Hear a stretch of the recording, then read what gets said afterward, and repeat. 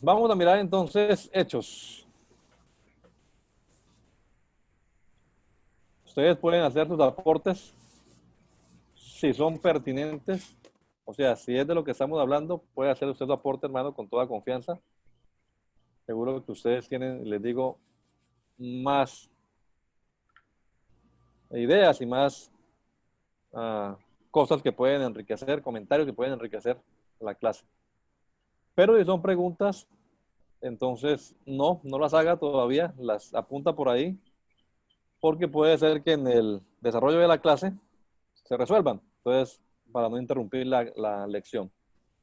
Si no se resuelve, usted la tiene apuntada ahí y al final, cuando demos el espacio, ya luego de dar la clase, entonces aclararemos las preguntas que podamos y las que no, pues las trataremos de averiguar o las tendremos en cuenta.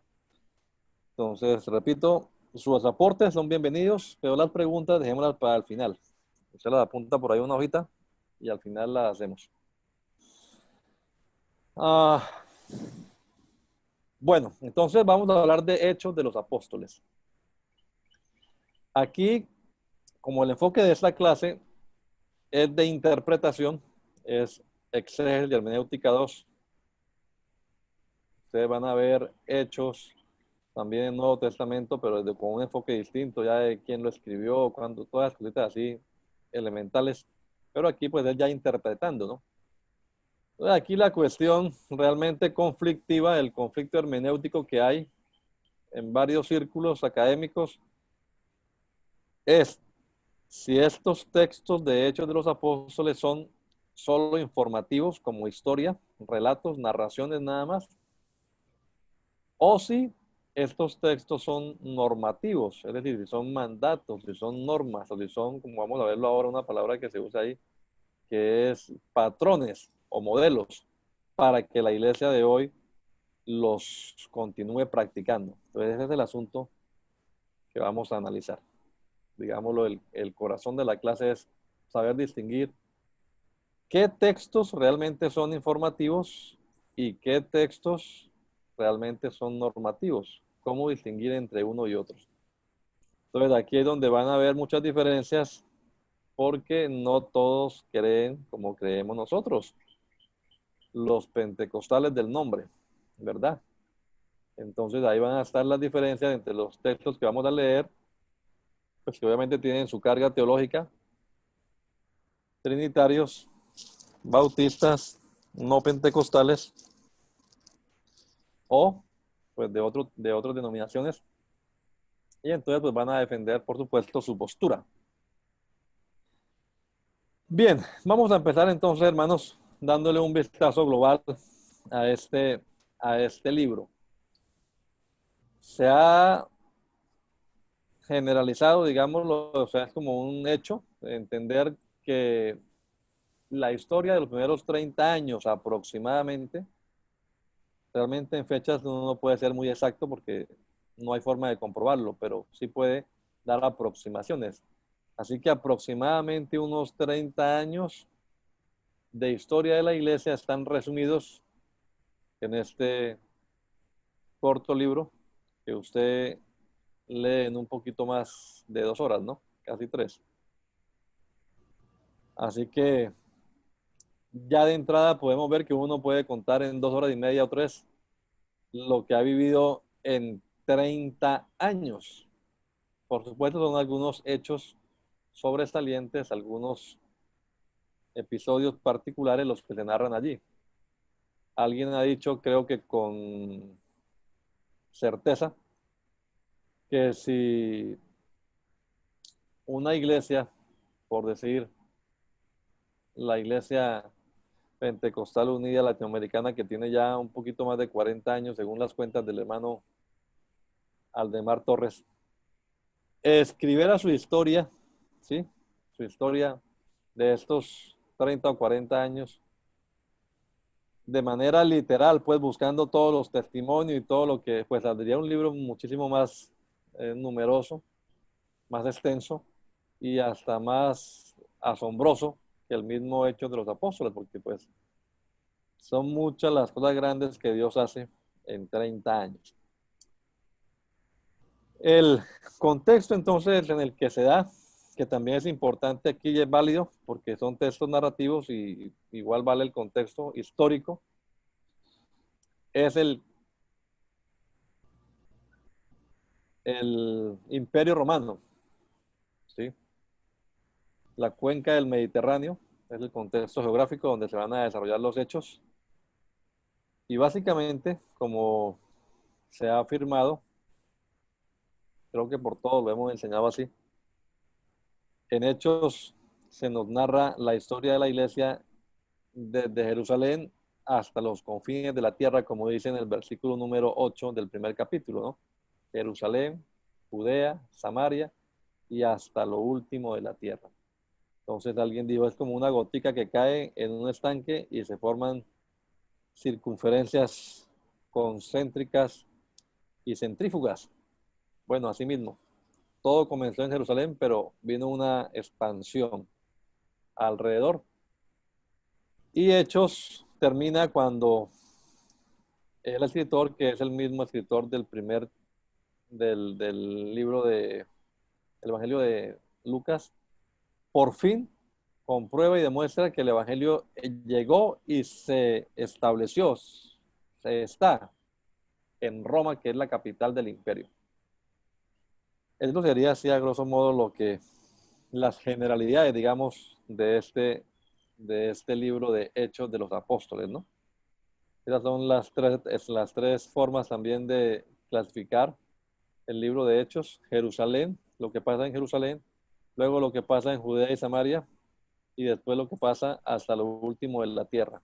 Entonces, primeros 7 capítulos, Jerusalén, capítulo 8 hasta el 12, Judea y Samaria, y posteriormente entonces del 13 en adelante hasta lo último de la tierra. Es la clasificación más generalizada de este libro. Bueno, entonces es realmente historia. Aquí nos vamos metiendo ya en el asunto que les digo es como el conflicto, ¿no?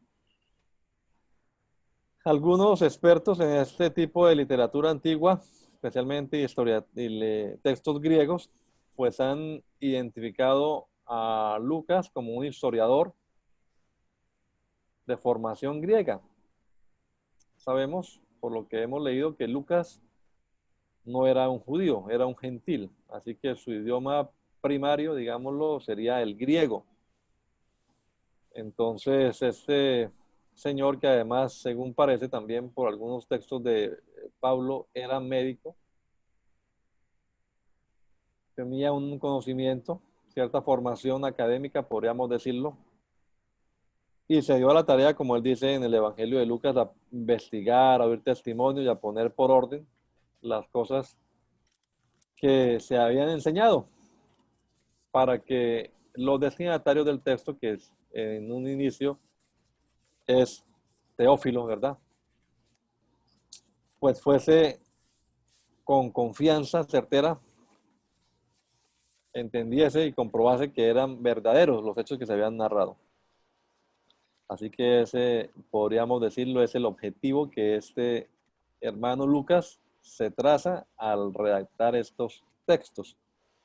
Y específicamente en Hechos de los Apóstoles, pues continúa el relato, como él bien dice en la introducción de Hechos. En el primer tratado, Teófilo, hablé acerca de todas las cosas que Jesús comenzó a hacer y a enseñar hasta el día en que fue recibido arriba, luego de haber dado testimonio, bueno, mandamiento por él.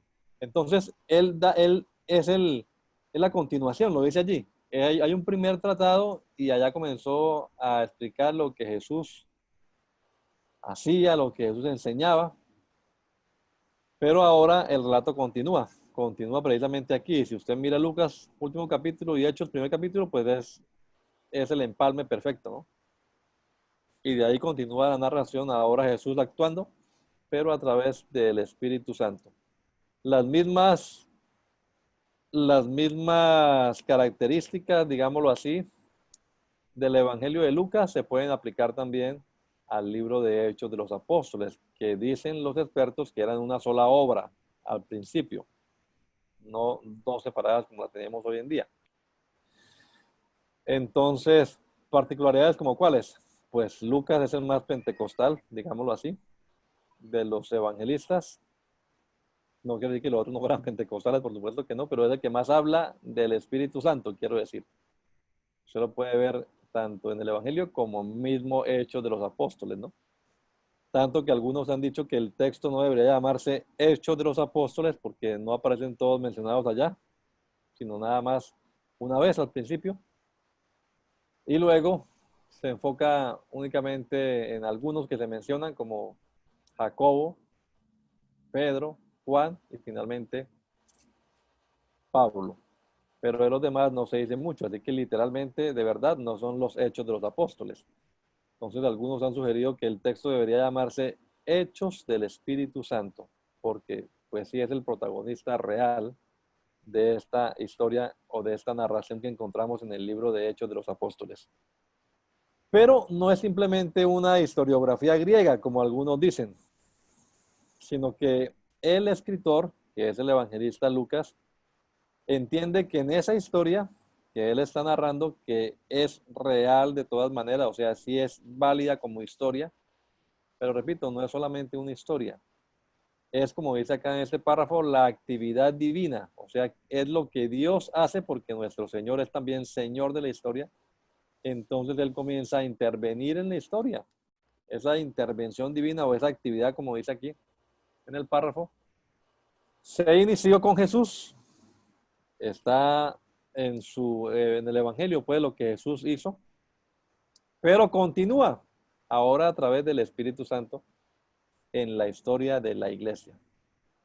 Y no es una cosa aislada, sino que es la continuación de todo lo que Dios ha venido haciendo a través del Antiguo Testamento. Entonces esto vale la pena tenerlo muy en cuenta porque ya nos da de una vez una connotación teológica al texto. Entonces, más que una historia como la que conocemos hoy en día, cuando usted lee en historia de Estados Unidos o historia de nuestros países, no es lo mismo que leer Hechos de los Apóstoles, porque no tiene la historia de los Estados Unidos ni la de nuestros países una connotación teológica, o sea, una carga espiritual, como la que sí tiene intencionalmente el libro de Hechos de los Apóstoles. Bueno, entonces por eso ya ahora podemos de una vez decir que Hechos de los Apóstoles sí es válido como modelo para la iglesia, porque tiene una intención teológica. O sea, hay algunas enseñanzas espirituales en este libro.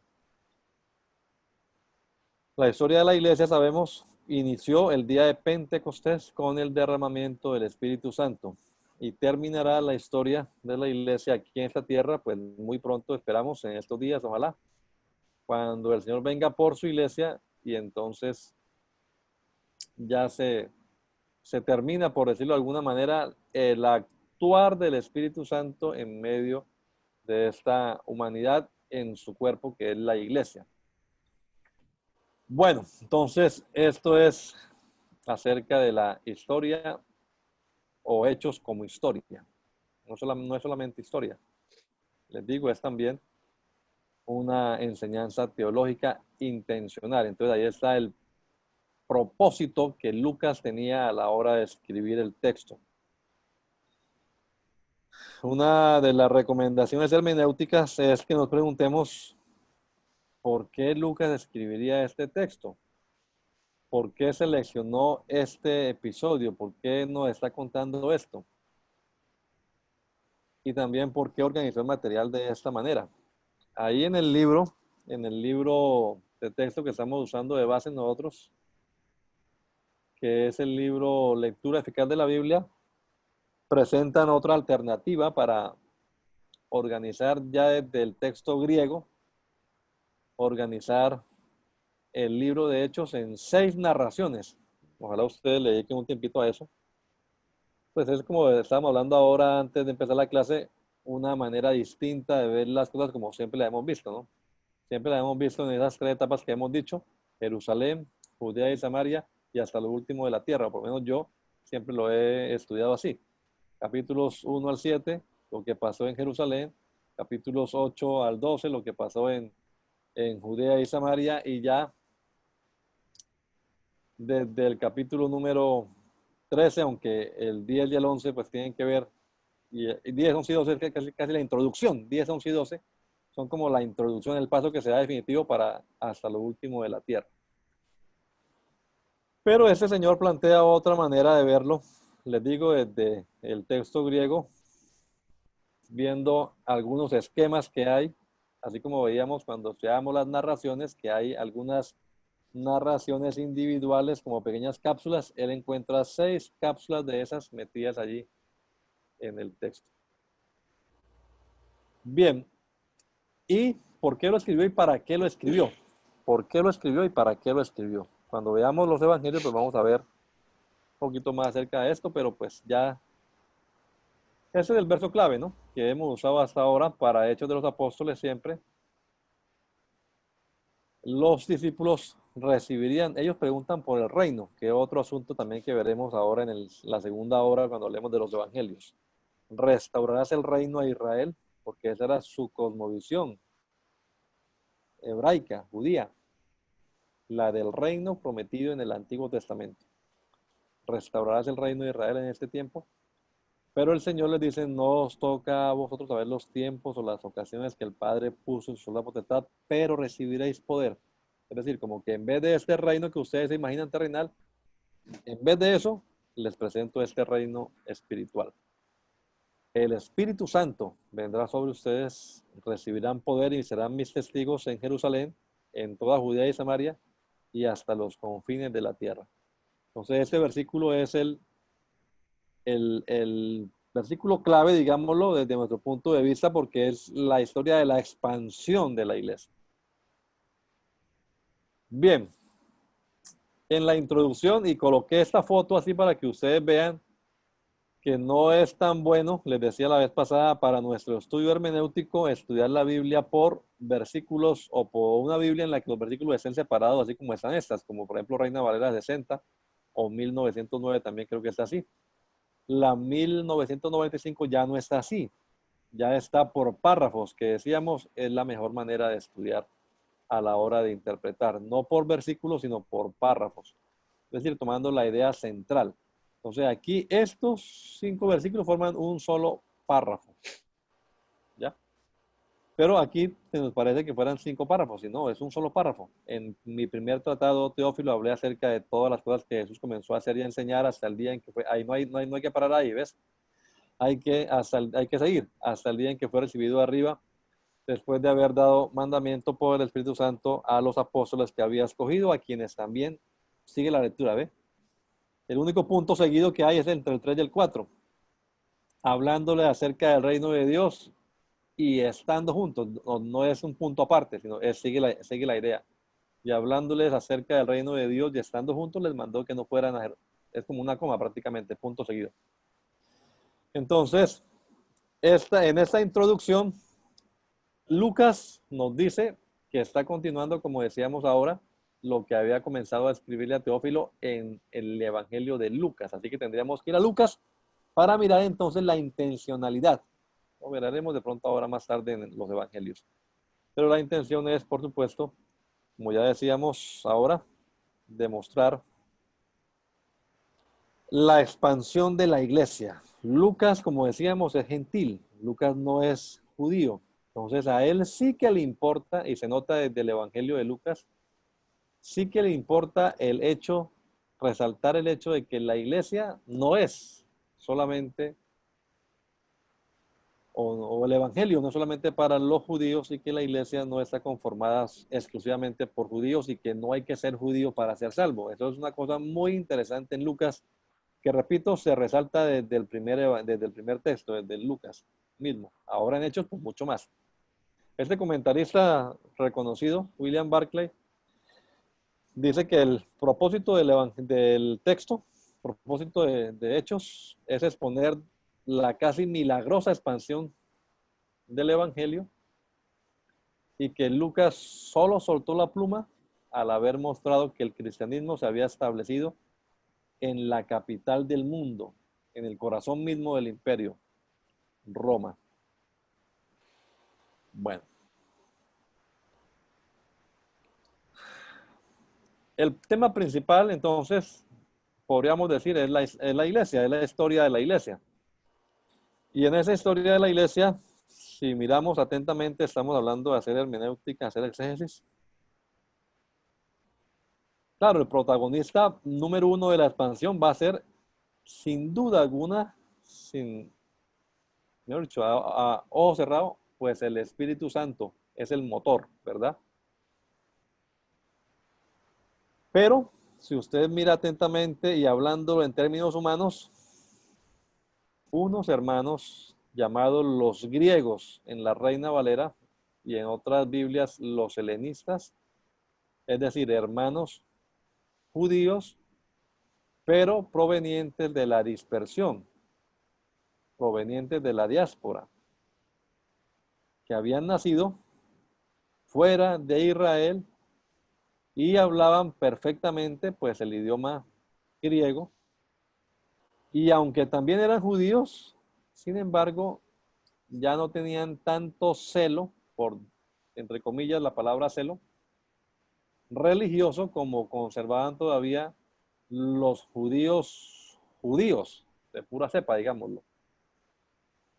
Entonces los helenistas, por su cultura, por su formación, se relacionaban fácilmente con las personas que no hablaban el arameo o que no eran judíos. O sea, eso era lo normal para ellos, ¿verdad? Creo que eso lo podemos entender muy bien nosotros que estamos acá en Estados Unidos. Muy bien. Porque aquí encontramos personas que aunque sean de nuestros países, o sea, aunque sean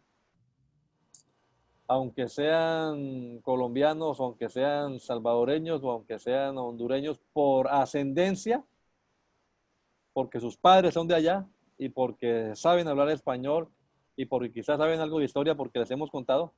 Sin embargo, su cultura ya es distinta a la nuestra. Entonces usted tome a un muchacho salvadoreño, a un muchacho hondureño, a un muchacho colombiano que haya crecido aquí, que se haya formado aquí, que haya vivido aquí, y compárelo con un muchacho igual de nuestra tierra, de allá del país.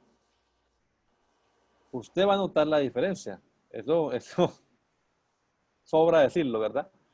Bueno, así mismo pasaba en Hechos de los Apóstoles. Esos hermanos griegos que son los que comienzan a surgir en el capítulo 6 del libro de Hechos. Estos hermanos van a tener un protagonismo esencial a la hora de expandir el Evangelio. El primero de ellos es Esteban. Esteban mismo lo vemos predicando la palabra de Dios en una sinagoga llamada Los Libertos, una sinagoga a la que acudían personas, por supuesto judías, pero de la dispersión. O sea, de Cirene, seguramente también habían de Roma, de Italia, de otras ciudades de Asia Menor y del Oriente seguramente que también estaban allí en esa sinagoga y él hablaba la palabra de Dios.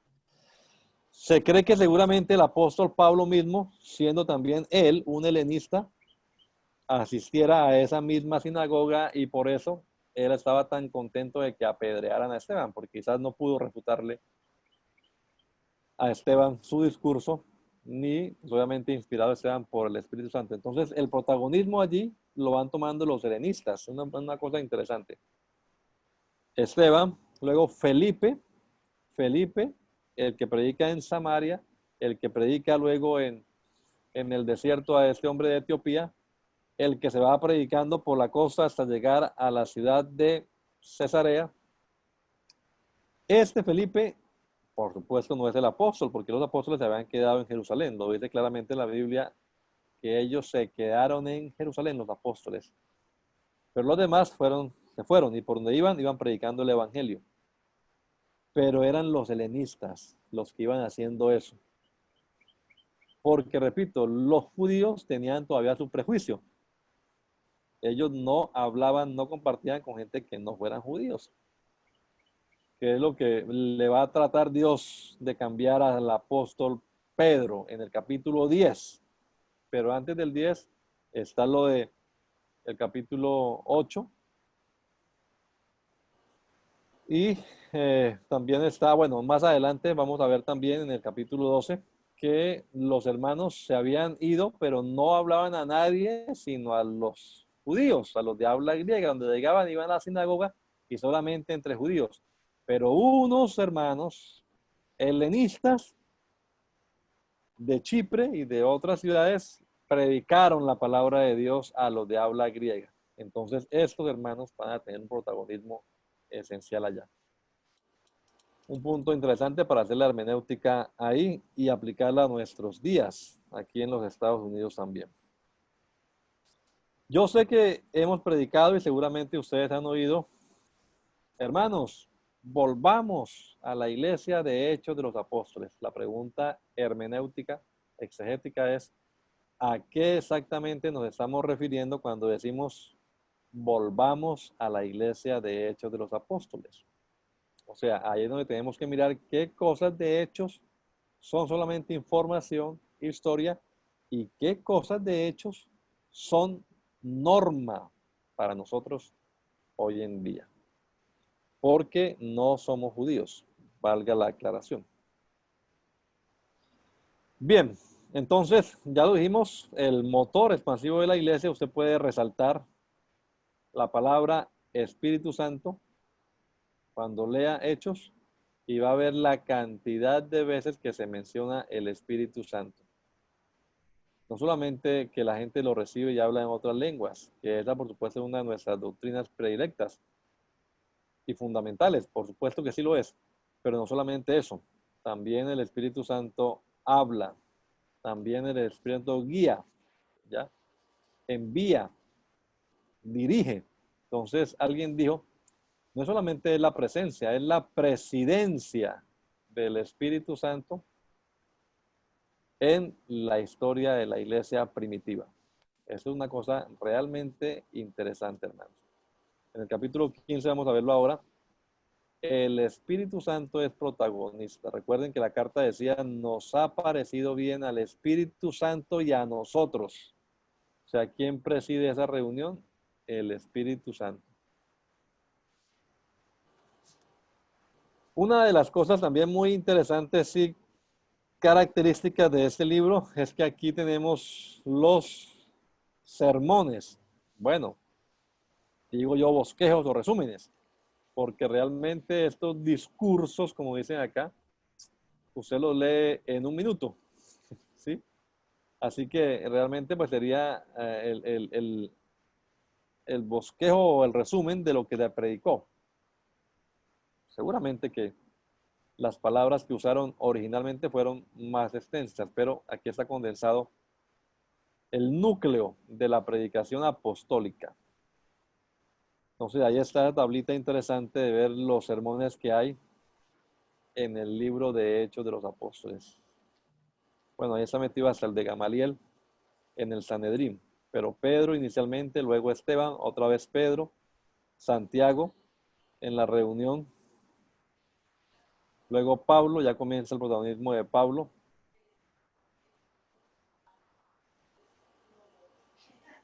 Tértulo, ¿recuerdan ese abogado que habían llevado para acusar a Pablo? Bueno, ahí están los discursos que hay en el libro de Hechos de los Apóstoles. Si queremos saber qué se predicaba en la iglesia primitiva, tomémonos el tiempo de leer esos discursos y vamos a encontrar cosas interesantes. Ninguno de esos discursos es escatológico. Todos son evangelísticos, perdón. Todos son cristocéntricos. Casi todos terminan en un llamado a arrepentimiento o una invitación a convertirse. O sea, si queremos de verdad ser la iglesia de hechos, pues deberíamos mirar también nuestra predicación, que es lo que estamos predicando hoy en día, ¿no? No perdamos, pues, el enfoque cristocéntrico de nuestros mensajes. Porque, pues, ese es cómo se va a convertir la gente, ¿no? Si no predicamos sermones evangelísticos. Sin dejar, por supuesto, lo otro, porque también hay que atender la enseñanza a la iglesia. Pero en esta etapa expansiva, recuerden que estamos mirando Hechos de los Apóstoles, que es la expansión de la iglesia. Cuando uno quiere expandirse, tiene que llegarle a otros con el mensaje del evangelio. Estos son mensajes evangelísticos. En su mayoría son mensajes evangelísticos. Otra cosa interesante de la iglesia, aparte de los sermones que podemos ver allá y del protagonismo que tiene el Espíritu Santo, es que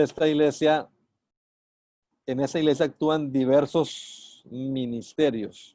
O sea, no únicamente hay pastores. Ahí tenemos ministerios proféticos, tenemos ministerios de los diáconos, de ayudar, digámoslo así, diaconado. Pero la palabra diácono dicen que no aparece en el texto original griego de Hechos. Los que sirven, los servidores, los que servían a las mesas. Tenemos además maestros, ¿verdad? Entonces, en el capítulo 13 de Hechos de los Apóstoles, ahí tenemos que había entonces en la iglesia de Jerusalén maestros, profetas, pastores, ¿verdad? Y está la lista de 5 ministerios que hay ahí que están trabajando, o 5 hombres, ministros que están trabajando. Y no todos seguramente con el mismo oficio, con la misma función, y cada uno con su particularidad. La Biblia resalta que Esteban era un hombre, perdón, Esteban no, Bernabé era un hombre que dice, como también era profeta, o sea, ese hombre sabía consolar, no el ministerio profético del Antiguo Testamento que terminó con Juan el Bautista, ¿verdad? Sino ya un nuevo ministerio del cual se habla para la iglesia. La exhortación y la consolación a través de las escrituras. Bueno, pero hay diversos ministerios, hay misioneros luego del capítulo 13, hombres que se van a predicar la palabra y aunque no tienen ese título de misioneros, pues es lo que conocemos hoy en día como misioneros. Entonces están un equipo completo trabajando, pero todos para expansión de la iglesia, para servicio de los otros. Ninguno de estos se puede usar, y gracias a Dios por eso, como una plataforma, digámoslo así, para fundar una congregación. Entonces, me contaba mi cuñado que por allá en Brasil es normal que cualquier hermano, así que vaya saliendo con liderazgo, que sea predicador, entonces funde su ministerio. Y entonces coloca su salón que dice ministerio del hermano tal, ¿ya? Y entonces están basados en ministerios, pero no es para eso que Dios da el ministerio a la iglesia, sino para que trabajemos mancomunadamente en la expansión del evangelio. Pero si usted lee honestamente, sin prejuicios, en Hechos se notan diversos ministerios actuando en la iglesia. Bueno, y finalmente, pues la universalidad de la iglesia. Entonces hay una intencionalidad, como decíamos en el Evangelio, en el Evangelio también, pero en Hechos, de parte del evangelista Lucas, que es demostrar que la iglesia debe y está formada por personas que han superado estos prejuicios raciales. Y entonces ya no hay diferencia entre judíos y griegos o entre judíos y gentiles, ¿no? Porque recuerden que los judíos sí consideraban a los que no eran judíos como perros, como animalitos, esta gente sin esperanza y sin Dios. Pero también a esos perros, también a esos que estaban sin esperanza y sin Dios, les llegó el evangelio y ahora tendrían que llamarlos hermanos. Ahí en Hechos está metida esa lucha interna que hay para bajar barreras de prejuicios, que eso es una cosa bien difícil. Romper paradigmas no es fácil. Dicen los estudiosos que hasta Hechos capítulo 10, por ejemplo, han pasado unos 15 años, de 10 a 15 años de historia de la iglesia. Lo que quiere decir que en su primera década por lo menos, o década y media, la iglesia no aceptó. Y fue un escándalo. Recuerde que tanto que llamaron a Pedro para preguntarle qué es lo que usted hizo, cómo se le ocurre bautizar a esa gente. Entonces, no fue fácil que los hermanos de Jerusalén aceptaran que otras personas no judías también fuesen salvos iguales que ellos. Eso está en el capítulo 11, ¿no? De manera que también a los gentiles ha dado Dios arrepentimiento para vida. Y es casi que una exclamación, como que, oh, vean lo que está pasando. Bueno, el conflicto no termina ahí, el conflicto sigue. Si ustedes recuerdan, Gálatas, por ejemplo, habla acerca de eso. Y hasta que se hizo el concilio en Jerusalén, pero igual, como siempre, hay personas que aunque se hagan acuerdos, pues no se someten a ellos y siguen predicando sus propias intenciones, ¿no? El conflicto continuó. Bien, orientaciones hermenéuticas. Entonces, vamos a mirar acá, a tratar de sacar algunas ideas para cómo poder de verdad nosotros mirar qué cosas de hechos son solo historia, son cosas incidentales, como dice acá este párrafo, pero qué cosas realmente son valiosas y son de trascendencia. La pregunta entonces que tenemos que hacernos cuando leemos algún pasaje de Hechos de los Apóstoles es, ¿esto que estamos leyendo que sucedió en la iglesia primitiva debe también ocurrir, funcionar, tiene que pasar hoy en día?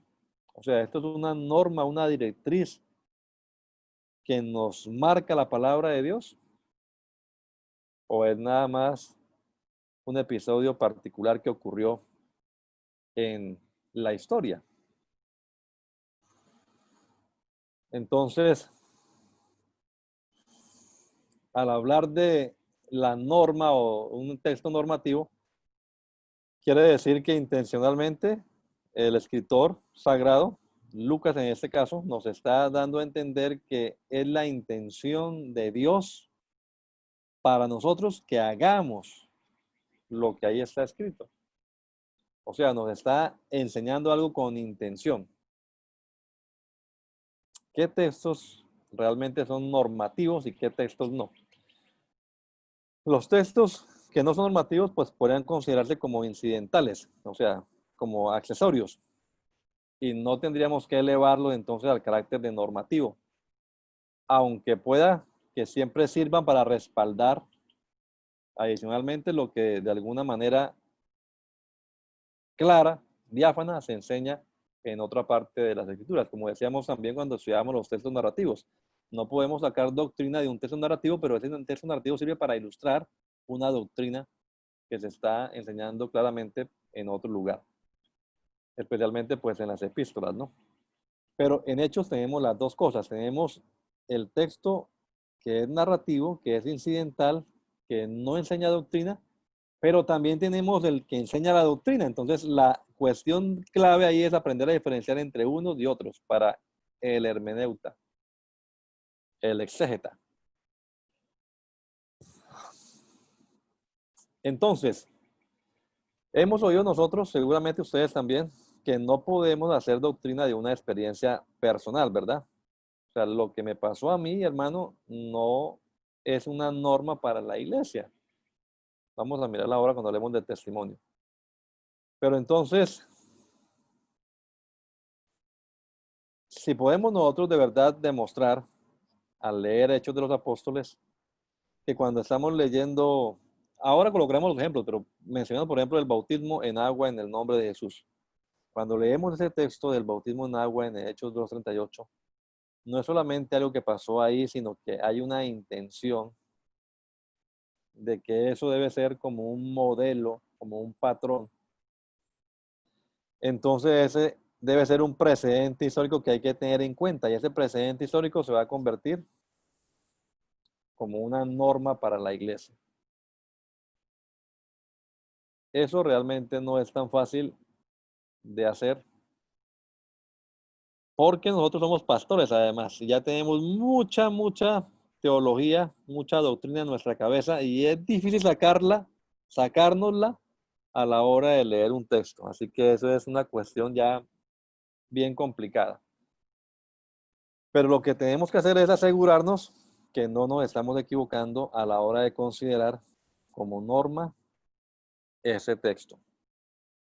O sea, no es cuestión ahora de dudar de todo lo que creemos, sino de saber demostrar, o sea, estar seguros.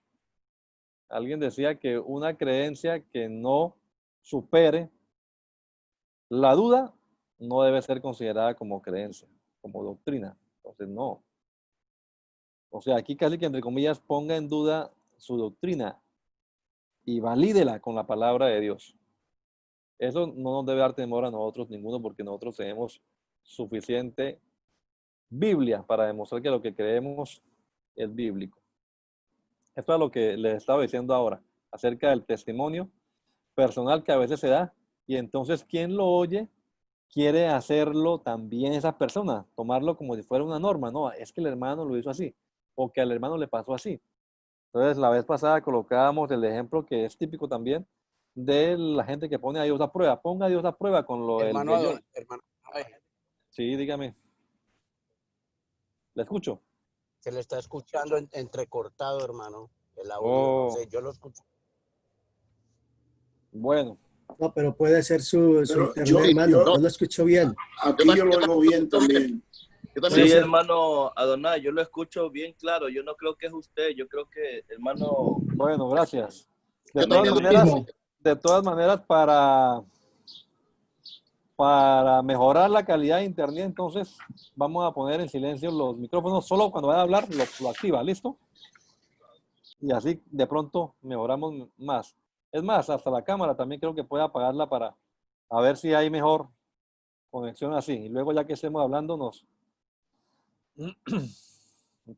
Bueno, entonces sigamos aquí. Estábamos diciendo que lo del testimonio, ¿verdad? Que la gente escucha un testimonio y entonces se apropia de eso. Y eso es un error, ¿no? Decíamos. A ver, la vez pasada que hablábamos acerca de lo de Josué. Entonces hay gente que saca su toalla a ver si se moja o no. Y así cosas de tipo del estilo. Uno no puede fundamentar una doctrina en una experiencia personal. Eso es una cosa que lo que me pasó a mí es una experiencia mía, pero no tiene por qué pasarle a todos los hermanos, ni yo tengo por qué sentar un sermón sobre lo que a mí me pasa y que a quien no le pase así está mal. Es un error. Incluso vea esto que está acá que me llamó la atención y por eso lo coloqué ahí. Aunque la vida de Jesús es sin lugar a dudas nuestro modelo, nuestro ejemplo, el ideal. Sin embargo, no todo en su vida, en la vida de Jesús, se puede considerar como norma para nosotros. Le pongo nada más 2 ejemplos. El ayunar 40 días y 40 noches, eso no es norma para nosotros. O el que alguien a los 12 años ya sea capaz de debatir con las escrituras a los que estén puestos para enseñar. Eso tampoco es para nosotros. Entonces, cosas incidentales son esas, ¿verdad?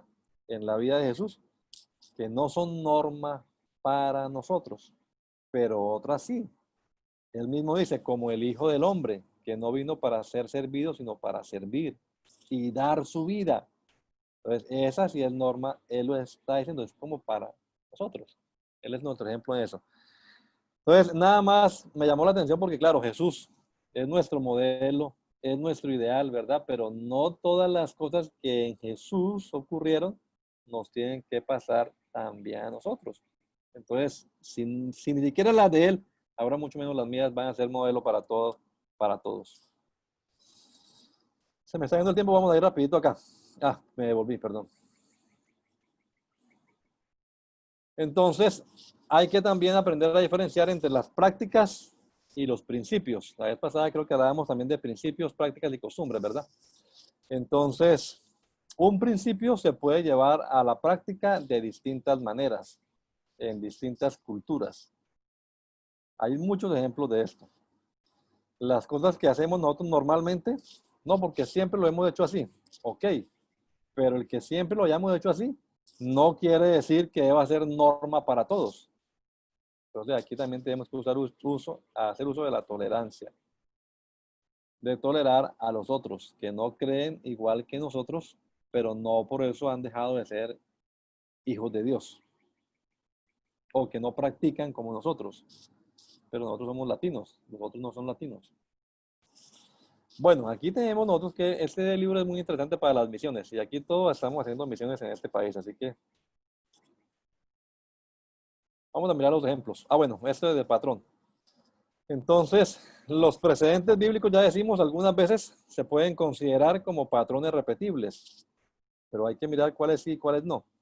Entonces, pensando en términos exegéticos y con gran precisión, o más bien piense en términos exegéticos y trate de hacerlo con gran precisión hermenéutica a la hora de leer el libro de Hechos de los Apóstoles. Son las recomendaciones que podemos dar así a grosso modo. Terminemos mirando algunos ejemplos. Obviamente esos son puntos en los que nosotros somos muy fuertes, ¿verdad? Y vamos a mirar si tienen razón o no con el libro de Hechos de los Apóstoles. Entonces, algunos de los temas que ustedes saben a diario que uno evangeliza o que uno habla con gente de otra denominación, pues viene la dificultad. El bautismo. El bautismo, el modo bautismal, tiene que ser por inmersión. La Biblia no lo dice en ninguna parte. Usted no encuentra ningún versículo que diga la persona debe ser sumergida en agua, ¿verdad? Pero la vez pasada decíamos, hay que aprender también a leer entre líneas, o sea, hay que sacar lo implícito. Obviamente no se dice en ninguna parte porque es que os entendía. La palabra bautizar significa sepultar, sumergir. Entonces, ya se daba por entendido que cuando se iba a hacer un bautismo, se hacía sumergiendo o enterrando a la persona. Pero eso está implícito. No hay nada allí explícito. La fórmula se tiene que hacer invocando el nombre de Jesús o se tiene que hacer repitiendo la fórmula que dio Mateo 28:19. Ahí está el conflicto, ¿no? Tenemos suficiente material en Hechos para demostrar que los bautismos de la iglesia primitiva fueron invocando el nombre literal, el nombre de Jesús. Otro puntico, el bautismo de infantes. No, que porque ahí dice que se bautizó con toda su casa. Entonces, que seguramente en la casa también habían niños, entonces también los bautizaban. Entonces, eso ya es especular. Eso ya es extrapolar, como decíamos la vez pasada también. No extrapole. Porque con toda su casa no significa únicamente la familia. En esos términos significaba también la casa era, pues hasta el ganado y todo era considerado casa, esclavos y todo. Se sobreentiende que eran las personas que habían entendido la palabra de Dios, porque son requisitos, que no los coloqué acá también, pero también se habla acerca de eso, de los requisitos, y ahí la discusión. ¿Cuáles son los requisitos que debe cumplir una persona para ser bautizada? Entonces, si la persona no cree, si la persona no se arrepiente, si no se ha convertido, no está en condiciones de ser bautizada. Y un niño, ¿cómo lo va a hacer así? Bueno, ahí son los puntos conflictivos que decimos, ¿no? Pero tenemos en Hechos suficiente material para defendernos bien con respecto a esto. Se me acabó el tiempo, pero vamos a dar unos 5 minutos más, hermanos, para terminar. Y por supuesto también el significado del bautismo. ¿Qué significa el bautismo? Entonces ahí la gente, ¿o para qué es? ¿Es para perdón de pecados? ¿Es para regeneración? ¿O cómo es la regeneración en el bautismo? Bueno, ahí hay punticos interesantes, pero repito, en Hechos hay suficiente material para defender bien nuestra doctrina. Pues, obviamente el tema del Espíritu Santo. No solamente de que si es necesario para salvación o no. El bautismo del Espíritu Santo es una experiencia posterior a la salvación. O sea, uno es salvo y además de ser salvo necesita también recibir el bautismo del Espíritu Santo. ¿O no se salvo hasta la hora que se recibe el bautismo del Espíritu Santo? ¿Hay alguna evidencia física de que alguien está siendo lleno del Espíritu? ¿O hay diferencia entre ser lleno y ser bautizado? Entonces son cuestiones conflictivas, pero en Hechos, mirándolo desde el punto de vista exegético, hermenéutico, podemos sacar conclusiones que validan nuestra doctrina, nuestra creencia. No únicamente hablaron en lenguas en Jerusalén, sino que también hablaron en lenguas en Samaria y también hablaron en lenguas en Éfeso. Entonces tenemos allá y también en la casa de Cornelio, tenemos los tres grupos, ¿no? Los judíos, los samaritanos y hasta lo último de la tierra, o sea, los gentiles también. Ahí están las clasificaciones. La evidencia, ya estamos viendo, es la de hablar en otras lenguas, ahí está, en Hechos de los Apóstoles, ellos se dan cuenta por eso. Bueno, sí, el gobierno de la iglesia debe ser episcopal o debe ser congregacional. Entonces, mirando aquí, podemos ver cómo la iglesia tiene una organización que es dinámica, ¿sí? O sea, se va moldeando, va cambiando dependiendo de las necesidades. Pero, aunque inicialmente ellos traían su esquema organizacional tomado de la forma en la que se administraba el templo o las sinagogas, sin embargo, eso va cambiando más adelante. Lo que sí uno puede ver, ya adicionando a esto las epístolas, es que una congregación se manejara sola. Siempre había una organización supralocal. Es decir, en ese sentido seríamos como más episcopales. Aunque nuestra administración es una mezcla de las dos, de episcopal y de congregacional. El asunto de los diáconos, ¿cómo elegirlos, no? Nosotros no elegimos diáconos por votación. ¿Y qué funciones deben cumplir también los diáconos? Aunque, repito, la palabra diácono no aparece en el texto de Hechos 6. Las misiones, pues la misionología comienza con Hechos 13 y los famosos viajes del apóstol Pablo, pero aún antes podemos estudiar la historia de Felipe, cómo Felipe promocionó, por decirlo alguno, se expandió el evangelio en esas regiones de Judea, Samaria, y precisamente fue el primer evangelista que estuvo también en la ciudad de Cesarea, ¿no? A donde posteriormente fue Pedro.